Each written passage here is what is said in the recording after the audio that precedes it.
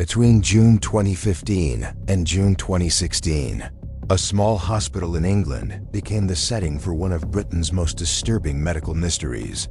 The Countess of Chester Hospital, nestled in the quiet city of Chester, was supposed to be a place of hope. A place where premature and vulnerable babies would receive the best care modern medicine could offer. On the neonatal unit, new parents entrusted tiny, fragile lives to compassionate nurses, trusting that every effort would be made to save them. Amid the hum of monitors and gentle hush of the ward, Lucy Letby seemed an unlikely villain.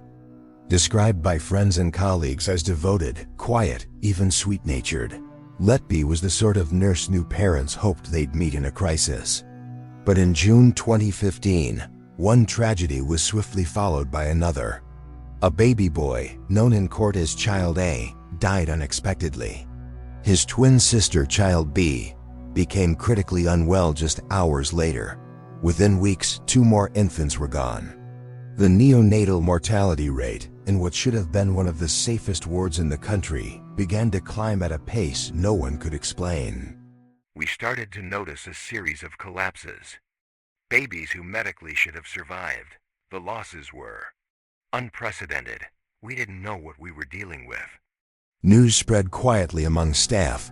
Unofficial meetings were held. Everyone checked and rechecked procedures, infection protocols, equipment logs. Was this a tragic cluster?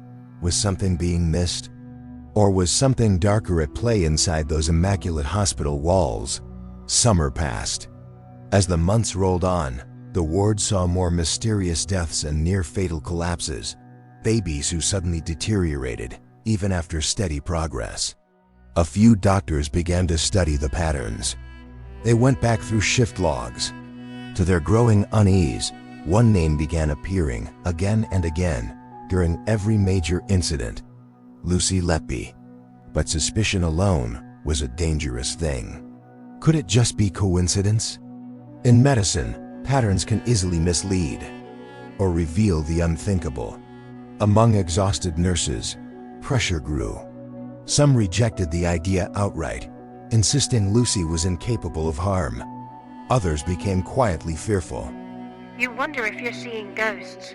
None of us wanted to believe. What if you were wrong? The weight of the accusation. We were terrified.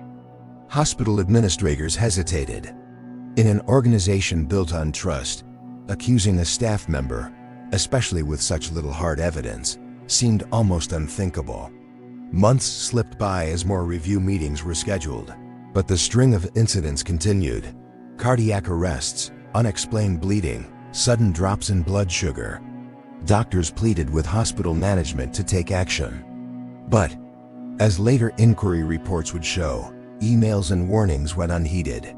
It was only after another death in July 2016, when the pattern had become impossible to ignore, that hospital executives finally alerted police. On May 2, 2017, Cheshire Constabulary opened a formal investigation. A team of detectives, led by experienced investigators accustomed to homicides, began meticulously combing through medical records, staff rotas, prescription logs, and family testimonies. But it would take another year before the full scale of the tragedy unfolded. In July 2018, Lucy Letby was arrested at her modest home. The search that followed upended every expectation the public had about the case. Investigators found diaries, personal notes, and grief-stricken letters written by Letby herself. One bore the phrase, "I am evil, I did this." Another read, "I haven't done anything wrong." Were they admissions of guilt or the desperate writings of a wrongly accused woman, worn down by relentless suspicion? Digital forensics combed through Letby's messages and computer activity. Police pieced together a complex chronology: medical events, messages to friends, and subtle changes to hospital documentation. The subsequent police investigation would become one of the most extensive and expensive in British legal history. Over a period of years, police examined every aspect of life on the neonatal unit. The evidence they gathered fell broadly into 3 categories: statistical, medical, and circumstantial. Detectives and medical statisticians mapped the timings of every baby's death or collapse. They identified a high correlation with Letby's working shifts. But were the odds truly impossible? Or could the numbers be misleading in a small ward with rotating shift patterns? Pathologists and independent consultants were brought in. The prosecution alleged that some babies had been injected with air, others poisoned with insulin, and some force-fed with excess milk. Medical records showed sudden, unexplained drops in blood sugar, dangerous air in bloodstreams, but such symptoms can sometimes be caused by rare complications, equipment errors, or even resuscitation efforts themselves. For each medical event, expert witnesses clashed. Was this deliberate harm or natural tragedy? Lucy Letby's handwritten notes, emotional and sometimes contradictory, became centerpieces of the prosecution case. Prosecutors argued that her "I am evil" note pointed to guilt. The defense countered that such phrases reflected mental anguish and trauma from suspicion and isolation. Text messages to friends painted a picture of growing anxiety but steadfast denial. No eyewitness ever caught Letby in the act. No camera, no clear forensic smoking gun. In October 2022, the trial of Lucy Letby began. For months, the case gripped the UK. Broadcast vans gathered outside the courthouse, advocacy groups picked apart the evidence, and public opinion split down the middle. Inside Court 7, the atmosphere was tense with unbearable emotion. Parents described the devastating experience of losing their children. Colleagues wept on the stand as they recounted the hidden stresses of suspicion and the breakdown in trust within the ward. Lawyers traded blows over scientific nuance and human frailty. The prosecution argued that Letby's presence during every unexplained collapse was no accident. They reconstructed shift patterns, introduced medical evidence about air embolism, insulin poisoning, and deliberate harm. They highlighted Letby's notes, suggesting a guilty conscience. The defense insisted the evidence was circumstantial and deeply flawed. They called medical experts who pointed to possible natural explanations. They questioned the reliability of worried, overworked doctors who may have fallen prey to confirmation bias once suspicion fell on a single nurse. They pointed out Letby's consistent denials, her lack of criminal record, and the inconsistencies in the prosecution's timeline. The defense also asked, did the pressure to solve the tragedy lead to a rush to judgment? In an overstretched healthcare system, could the real cause lie elsewhere? Systemic failings, accidental mishaps, or medical complications no one could have averted.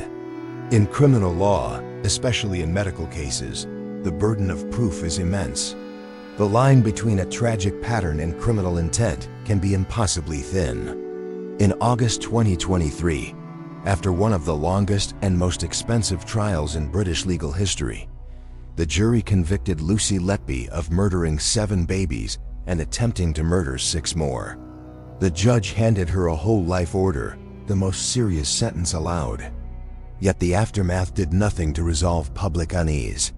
Some parents expressed relief and a modicum of closure. Others, including medical experts and campaigners, suggested the conviction relied too much on pattern and coincidence, and not enough on forensic certainty. Within weeks, calls began for public inquiry, not just into Letby's actions, but into the hospital's management, transparency, and the dangers of institutional groupthink. Letby appealed her conviction, maintaining her innocence. Meanwhile, an independent inquiry was launched to examine the systemic failings that allowed so many warnings to go unheeded. Today, the Lucy Letby case remains as much a warning as a verdict. Critical questions continue to echo. Could a single nurse really orchestrate such devastation? Did hospital management's delays and failures to heed initial warnings contribute to the tragedy? Or did fears of accusation lead to a tunnel vision, a search for a scapegoat in the face of overwhelming grief and pressure? Experts remain divided.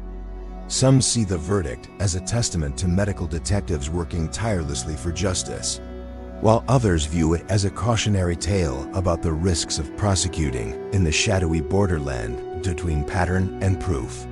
For the families, no outcome can bring back the children they lost. For the NHS, the case has triggered new calls for transparency, whistleblower protection, and thorough review of how warnings are handled in the future. For the public, the central question lingers: was justice done? Or was a vulnerable woman caught in a fight she could never win? The Lucy Letby case will resonate for years among hospital administrators, lawyers, medical experts, and most of all, among families with children in special care units. In the end, the case of Lucy Letby is a story of shattered trust, scientific uncertainty, and the darkest fears about what can happen, even in the safest places. Did she do it? That question, as with so many mysteries, lies ultimately with the evidence, the system, and with you, the viewer. If you have been affected by any of the issues in this documentary, resources are available below.